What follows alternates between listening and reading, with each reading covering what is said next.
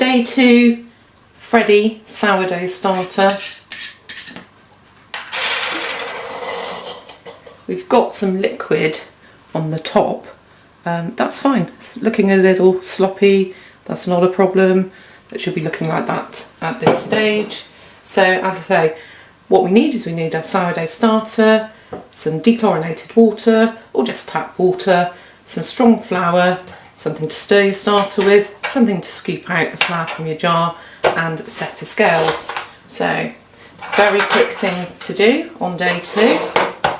So we're just going to pop the Freddy on the scales and switch them on. When you've got the jar on the scales, it zeroes nicely, so we're just going to do 50 grams of flour, 20, 35, and you don't have to be accurate, massively accurate. We're not baking a cake where you do need a lot more accuracy with measurements, so that should typically not.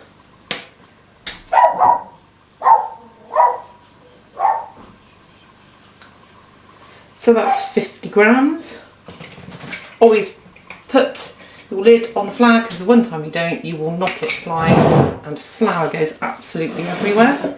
So we're just going to top up to 100 grams, to adding 50 ml of water. I just made it just over, not a problem. 50 ml of water is 50 grams, so that's why I didn't zero the scales.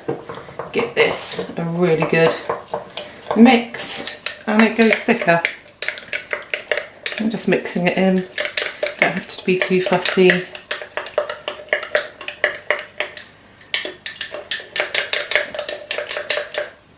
There we go, that's pretty much all I do. No need to mix any further than that, just kind of wipe off as much as you can on your side of your jar from your stirry stick, and we're done.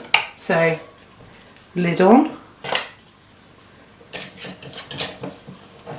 and then we're just gonna, can just see where the liquid content or the product content is. So I'm just going to move the elastic band up, and then we're going to put that on the side, ready for day 2. Day 2 we're going to do the same thing, but I'll come back and show you what that's like on day 2.